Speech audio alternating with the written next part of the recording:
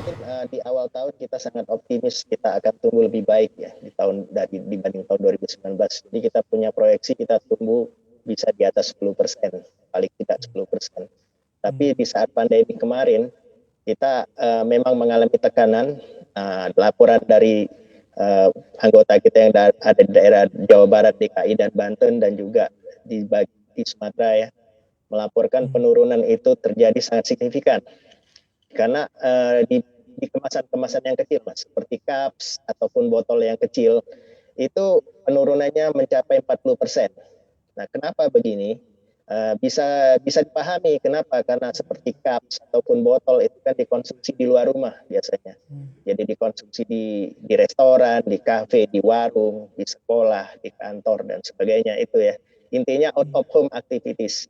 Dengan adanya pandemi ini maka out of home activities itu drop. Bahkan ada yang tidak ada. Jadi ya mengikutilah. Jadi kemasan-kemasan kecil, AMDK yang kecil, botol kecil, cups, itu mengalami drop yang luar biasa.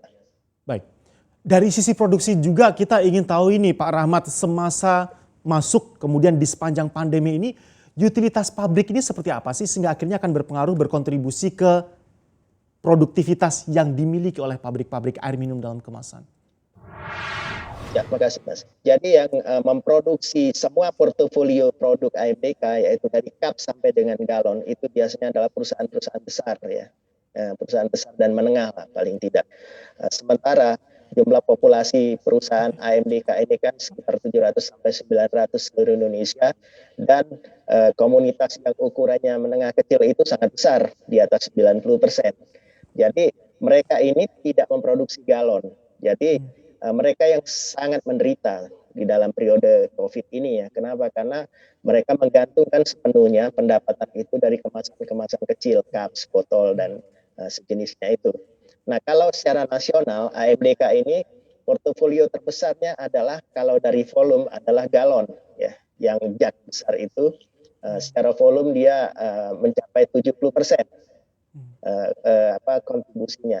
Jadi secara umum, secara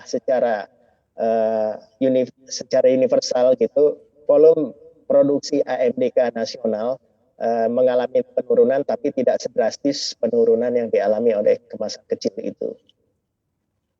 Nah, ini kedepannya apalagi masuk dalam semester 2, sudahkah ada gambaran mungkin malah justru ada readjustment kaitannya dengan speed produksi yang masih bisa dimaksimalkan. Ini kaitannya juga dengan demand dari end product air minum dalam kemasan. Ya, jadi di periode Lebaran kemarin kita berharap ada booster ya, ada booster yang bisa memacu konsumsi.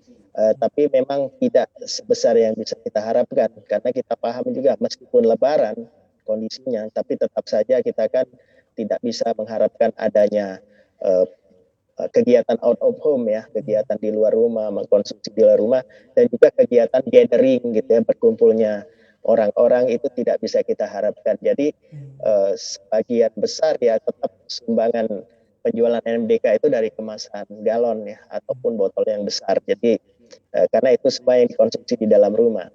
Bahkan ya jug pun mengalami penurunan meskipun tidak besar.